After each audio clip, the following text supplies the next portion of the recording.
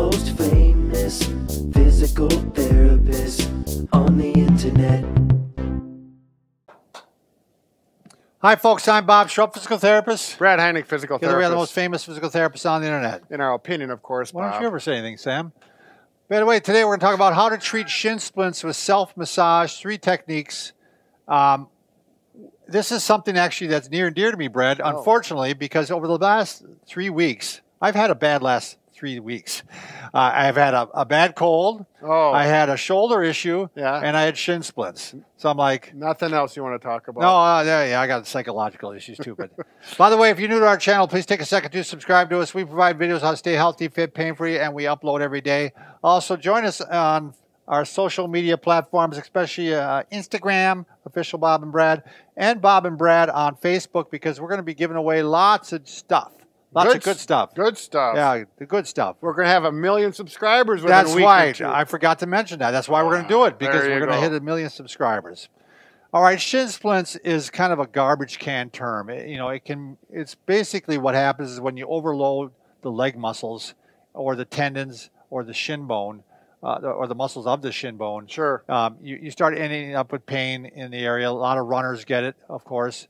Dancers, gymnasts, military training, basketball players, all those end up with it. So even therapists. And even therapists. So in my case, what I did is we were at our cabin and it was a snowy day and I couldn't walk outside or do anything.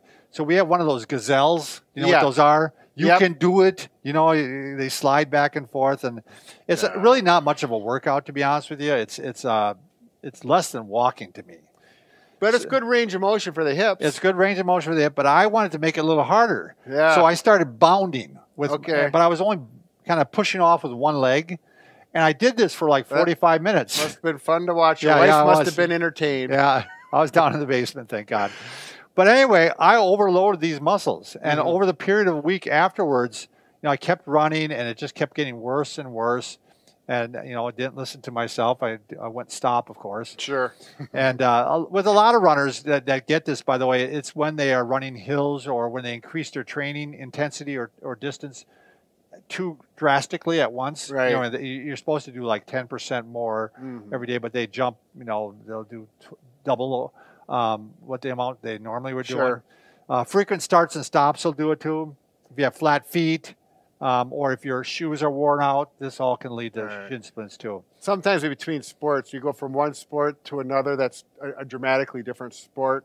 Really good, good point, Brad. Like from even cross country to basketball. I think you're going from where you're maybe adapted to doing just long distance running, and all of a sudden you're doing stopping and starting and sprinting. Right.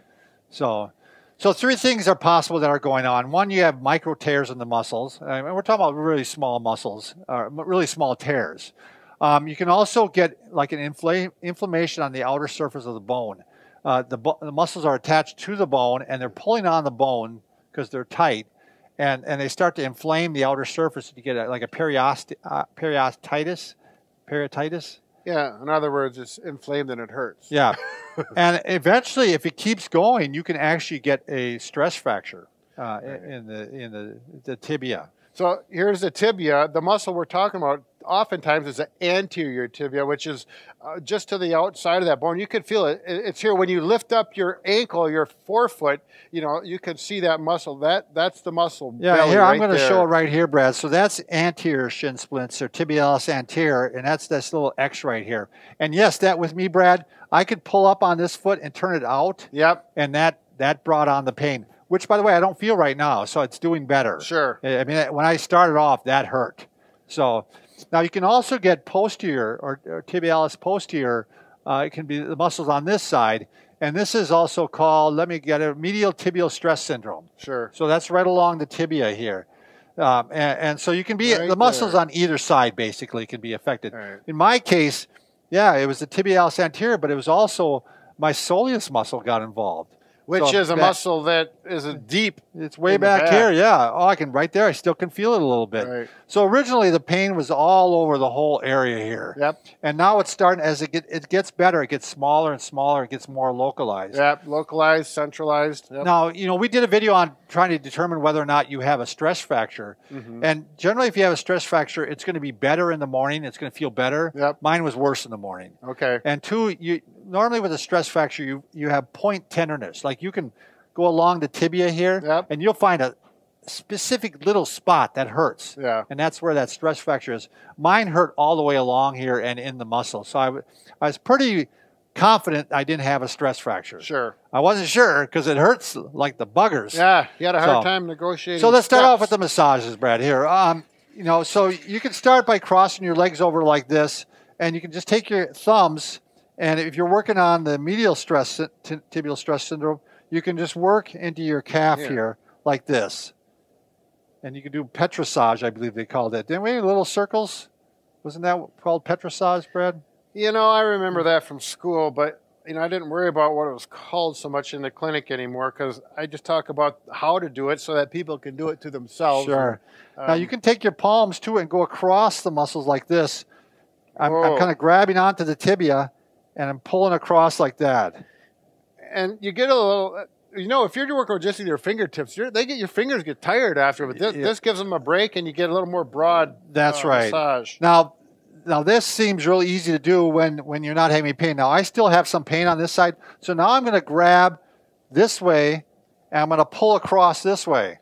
And this feels really good. It's a good one to do in the morning before you even get out of bed because the muscles are starting to tighten up over the night. And then as soon as I step on them in the morning, I feel like I'd even re-tear them a little bit.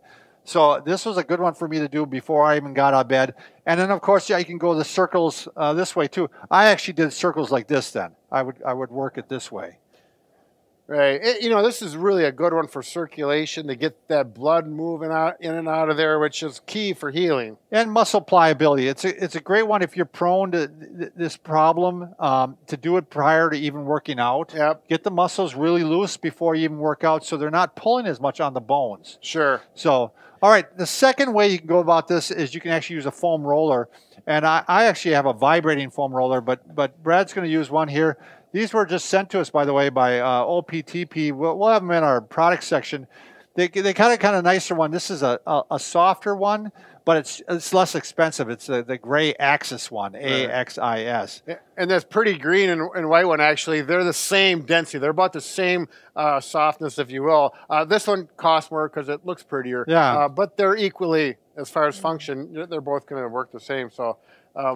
Which one you want me? Liz said I should use a green one. Yeah, go ahead, use the green one. All right. I like that.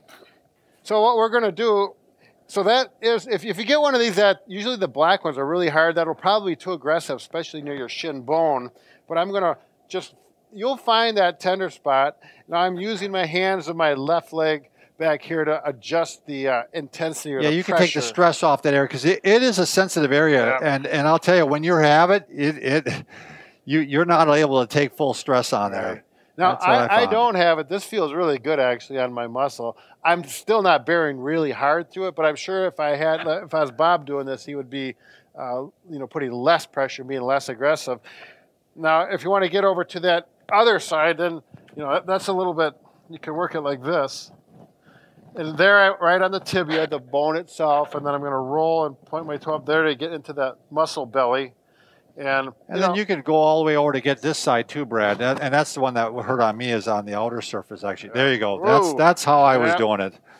Oh, so very nice, Bob. If you want to get really aggressive, you do this. But if you're doing that, you probably don't have. You probably don't have shin splints because my wife would watch me do this in the morning, and I'd be going grimacing with every move. So I started off with what I also used is the Pier Wave.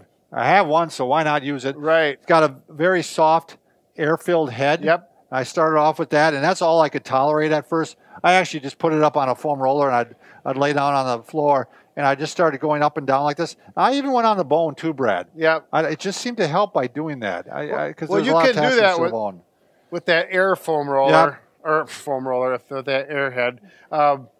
They do have one that gets deeper. And that's where I'm at right now. I'm using the one with the point stick, And this is hard plastic. This is to get deep in the muscle.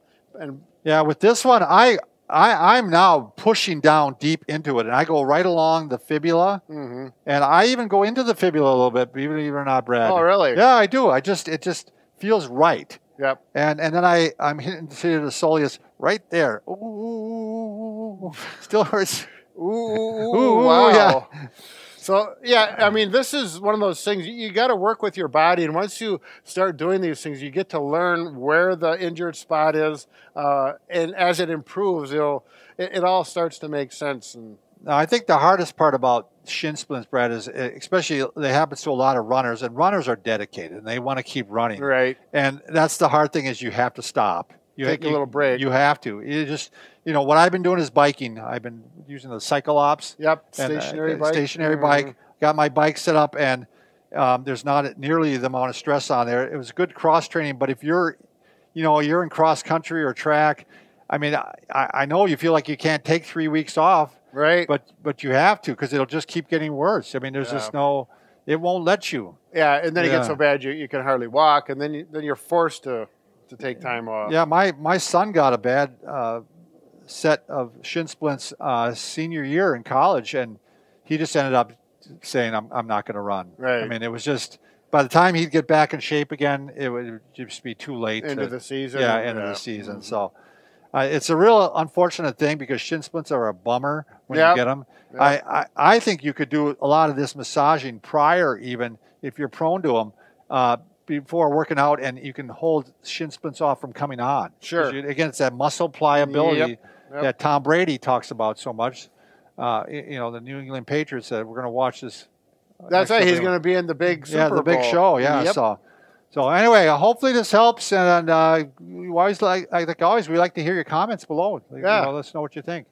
We don't hear them. We read them. Oh, there we go. There you go. I just like to make that clear. Good point to be made. Thanks.